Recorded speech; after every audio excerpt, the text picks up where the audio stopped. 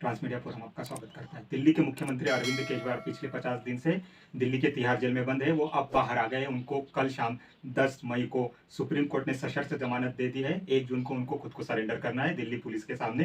तो उनको जमानत इस बेसिस पर दी गई है ताकि वो इलेक्शन में कैंपेन कर पाए, भीड़ इकट्ठी कर पाए, रोड शो कर पाए और इंडिया ब्लॉक और आम आदमी पार्टी के लिए वोट जो भीड़ इकट्ठा हो रही है उसको वोट में कन्वर्ट कर पाए। तो जेल के बाहर आने के बाद बहुत सारे लोगों ने, बहुत सारे आम आदमी पार्टी के सपोर्टर्स ने उनका वेलकम किया। बाहर आने के बाद वो बोलते हैं कि हमें लोकतंत्र की रक्षा करनी है, हमें तानाशाही के खिलाफ लड़ना है, हमें मोदी गवर्नमेंट के खिलाफ लड़ना है, हमको मोदी के खिलाफ लड़ना है। इतना सारा बयानबाजी करने के बाद वो डिक्लेयर करते हैं कि मैं सैटरडे को मॉर्निंग में हनुमान जी के दर्शन करूंगा और उसके बाद मेरा इलेक्शन कैंपेन रन करूंगा। तो आज सैटरडे, आज सवेरे ही हनुमान जी के दर्शन करने केजरीवाल जी पहुंच जाते हैं। उसके बाद भगवत मान के साथ वो प्रेस कॉन्फ्रेंस करते हैं जिसमें भगवत मान बताते हैं कि दिल्ली के मुख्यमंत्री पर जेल में क्या क्या अन्याय अत्याचार किए गए हैं।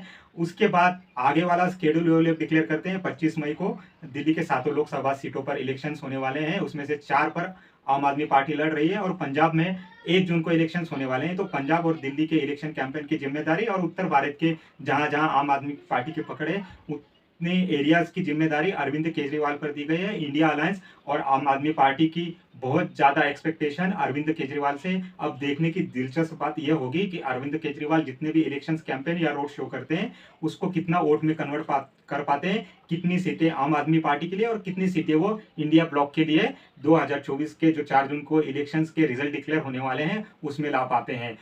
दूसरी बात यह है कि अमृतपाल सिंह खालिस्तान का सिंपैथाइजर, इसको तो आप भूले ही नहीं होंगे। आपको याद होगा आसाम की डिब्रूगढ़ जेल में बंद है, वहां से अमृतपाल सिंह ने अपना पर्चा दाखिल कर दिया है। अमृतपाल सिंह भी अब लोकसभा चुनाव लड़ना चाहता है।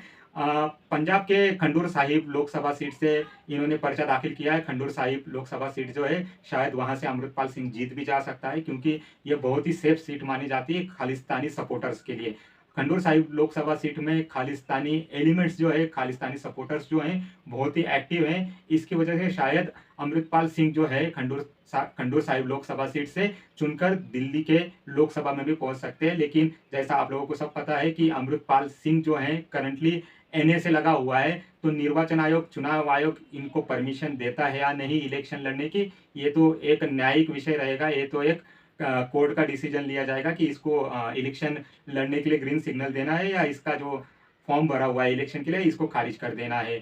तीसरी सबसे अच्छी खबर ये आ रही है कि दृष्टि 10 ये जो दो ड्रोन है जो अडानी डिफेंस और एरोस्पेस ने डेवलप किया हुआ है, इसके 70% कंपोनेंट्स जो बने हुए हैं इंडिया में ही बने हैं। मेक इन इंडिया कैंपेन के अगेंस्ट बने हुए हैं। बहुत ही हाई क्वालिटी का ड्रोन है।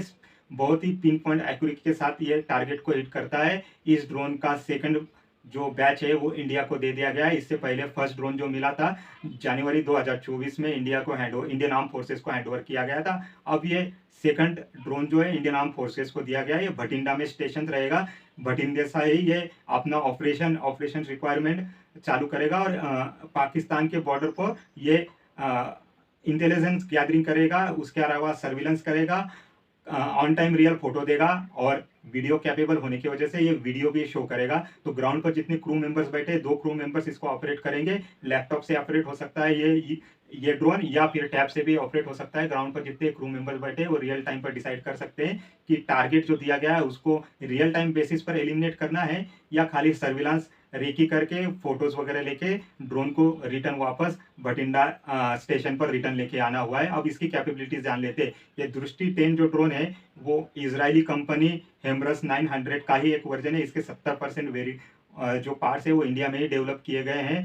हाई कैपेबल ड्रोन बनाया गया है जो कि इंडियन डिफेंस इंडस्ट्री के लिए बहुत ही अच्छा ड्रोन है। इस ड्रोन की खासियत यह है कि 210 किलोमीटर पर आवर की स्पीड से ये ड्रोन स्काई में उड़ सकता है। 36 घंटे स्काई में एंड्योरेंस कर सकता है, स्काई में उड़ सकता है और 2000 किलोमीटर तक का एरिया ये कवर कर सकता है। 450 किलोग्राम का इसमें पेलोड लोड हो सकता है जिसमें डिफरेंट टाइप की मिसाइलें दी गई हैं जो कि लोड हो सकती है और आप रियल टाइम बेसिस पर ही डिसीजन लेके टारगेट को एलिमिनेट करना है या सर्विलांस करना है, रेकी करके रिटर्न लाना है, इंटेलिजेंस गैदर करना है, वो डिसाइड आप अपने हिसाब से कर सकते हैं। अब इस ड्रोन के 2 वेरिएंट्स है। एक इंडियन नेवी को दिया गया है, एक आर्मी को दिया गया है। इंडियन नेवी वाला जो है पोरबंदर से ऑपरेट होगा और अरेबियन ओशियन में मॉनिटर करेगा जितने भी पायरेट्स है या जो भी वेसल्स वगैरह है या सबमरीन्स अरेबियन ओशियंस में या इंडियन ओशियंस में आ रही है। इंडिया का सर्विलांस या इंटेलिजेंस गैदर करने के लिए इसको ये ड्रोन एलिमिनेट करेगा, उसकी रेकी करेगा, सर्विलेंस करेगा और उसके इंटेलिजेंस जो आउटपुट्स हैं या उसके जो फोटोज है या वीडियोज है वो इंडियन नेवी को, इंडियन आर्मी को